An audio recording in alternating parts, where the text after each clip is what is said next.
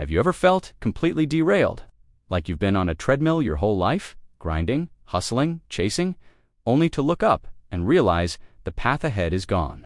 Your major plans collapse. Your big dreams drift away like smoke. And suddenly, the GPS of your life says, direction lost. This is the story of a man who lost his compass, and in that loss, found his true direction. Once in a quiet coastal town lived a young man, a sailor named Ethan. His entire life was defined by the horizon.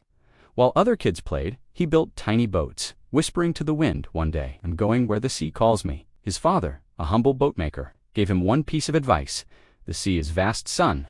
Always know your way home." And the day Ethan finally set sail, his father handed him an old brass compass. "It's been with me through everything," he said. "It will always show you the way." Ethan felt invincible. He thought, this is what freedom feels like. But freedom, like the ocean, can turn savage. On the 7th night, the sky shattered. The wind howled like a primal scream. Waves rose like liquid skyscrapers. And the thunder sounded like the world ending.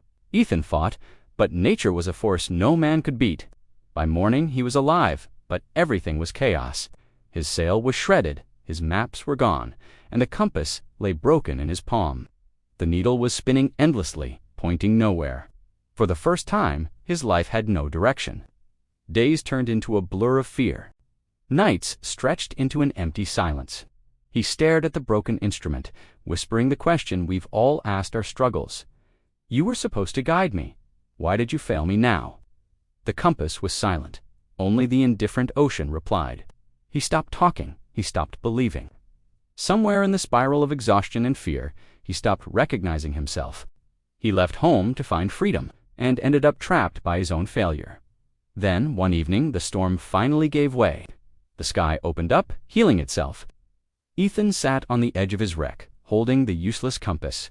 The sunset turned the sea into liquid gold, and for the first time he felt something strange: peace. Not because he found the answer, but because he was too tired to keep fighting. He whispered to the vastness, Maybe I wasn't supposed to find the way. Maybe I was supposed to find me." He closed his eyes and just listened, not to the sea, not to the wind, but to the quiet, internal voice we usually drown out. It spoke, clear and simple: "Trust your inner compass." That night, Ethan let go. He stopped staring at the broken object hand, started feeling the subtle rhythm of life again. He noticed how the waves moved with the breath of the wind, how the stars, though scattered, still held a pattern. He started to follow that rhythm not with desperation, but with trust. Days became navigation lessons. He used the sun to lead the moon to rest, the migrating birds to guess at land. He trusted life again, and one golden morning, as dawn kissed the horizon, Ethan saw it a small island, glowing like a promise, waiting just for him. He rowed toward it, heart pounding. When his feet hit the sand, he fell to his knees. He laughed, he cried. He was home, a home he had never known. He realized a profound truth that changed everything. Sometimes, life breaks your compass, so you can finally learn to follow your heart. Years passed. Ethan built a simple life on that island. He planted, fished, and learned the language of silence. He was no longer chasing the horizon. He was living fully within it. Travelers occasionally found him. They'd ask, "How did you find this island without a compass?" And Ethan would smile and reply, "I stopped looking for direction outside and started listening to the one inside." He became a quiet mentor. People came to sit with him, to breathe, to feel the stillness. And they learned the same lesson. Peace isn't found when everything is fixed.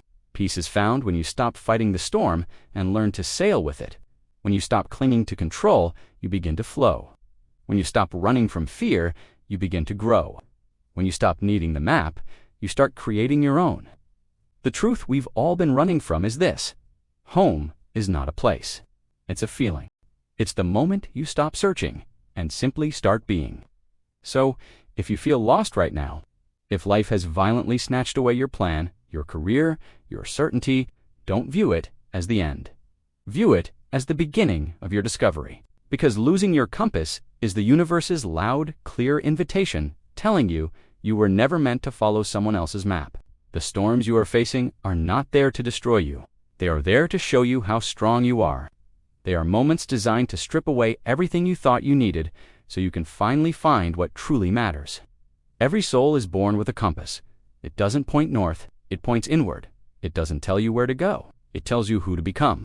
And when you start to listen, really listen, you'll realize the path was never lost. You were just walking with your eyes closed. So breathe, look around, the horizon is still there, the sun still rises, and your heart, your truest compass, still knows the way. When life breaks your compass, let it. When the storm rages, face it. When everything feels uncertain, trust it. The path to peace isn't about finding external direction, it's about finding internal stillness. And when you finally do, you'll understand what Ethan did, that the greatest journey is not across the ocean, it is within yourself. Remember, Etha, every broken compass is an invitation to come home. To yourself. If this message resonated, hit the like button and share this video with one person who needs to hear it today. Subscribe to Mindset Global Xpert for more stories that will remind you that your mind can change your world. Stay grounded, stay hopeful, stay true to your inner compass.